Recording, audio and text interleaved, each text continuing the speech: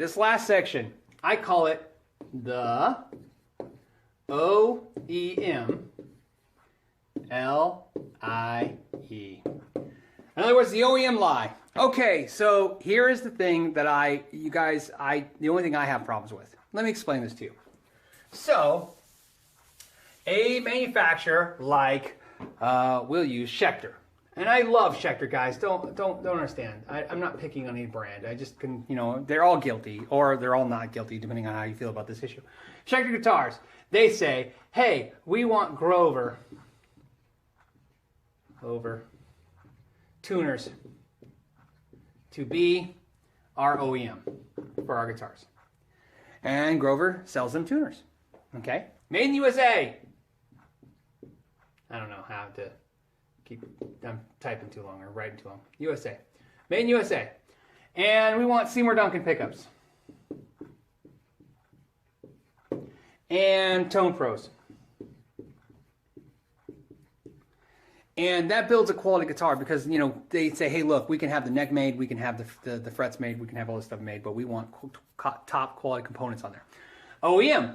In other words, what we talked about in the beginning of the video, original equipment manufacturer. In other words, these brands will support this brand in its construction of its instrument. But this is where the lie comes in. So Schecter says, and not specifically, but a brand says, wow, that's a lot of money for these things. Is there any way to get the price down? So here's what happens. Oh, this is the part I hate.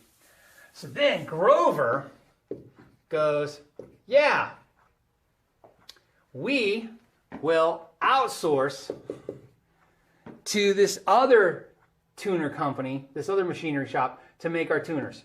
So we will make cheaper tuners that say Grover. So now the Grover isn't Grover.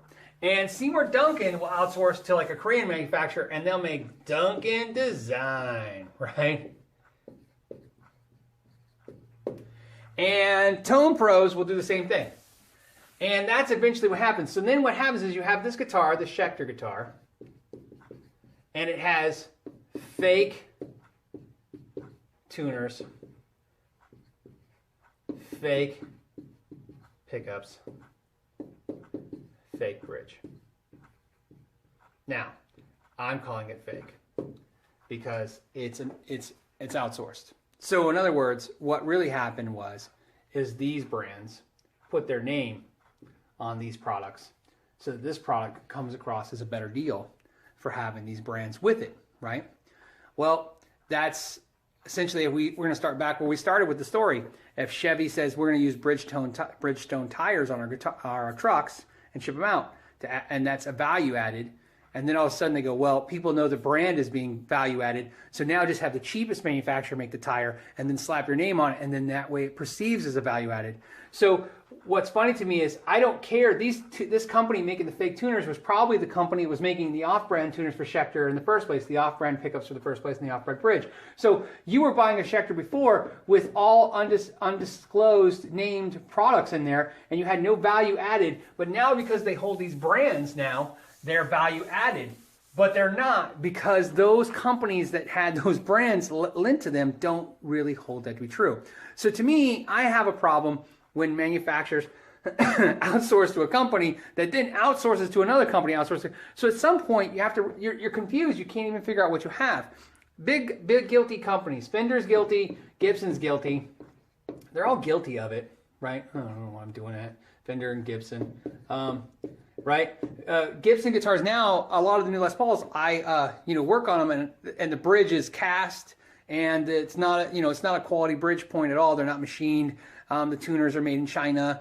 You're just seeing more and more of that, and you see it everywhere. And so what I want to just kind of bring home with this is, yes, the guitar companies are outsourcing, but then the parts companies are outsourcing, and the string companies are outsourcing, and so at some point you can't even figure out what it is. It's just a list of names. I don't know why I'm writing this, but I am. That equal to nothing, right? So it's basically, you feel like you've bought value-added products, but you really were just given brands onto the so that's the name of the game.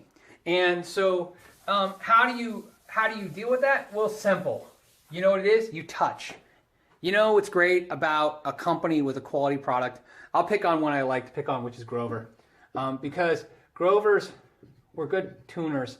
And now sometimes they suck, and every time you get a bad Grover. And so I can tell. I used to be able to tell by touching them. I can tell by looking now. If the Grover logo on the tuner is caked in chrome, like to where the print isn't very precise, that's a cheap cast, crappy import tuner with the Grover logo printed on it.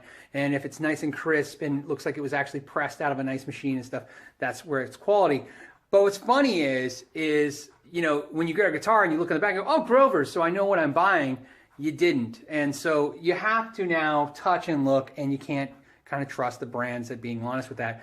Very few brands are known for giving you what you want, except for the Paul Reed Smith Core series uses pretty much all the right stuff. But even that's on the wishy-washy side now. With the S2 series, that's mix and match. And again, this isn't me going, exposed. It's just me explaining how it's all working. So I hope that was interesting to you guys. Thank you. As you guys know, I do this no cue cards or anything. I have to do it from memory. So I appreciate you guys taking the time with me. And as always, know your gear. 'Cause I fucking hate you. You're such a liar. And I'd love to hate you.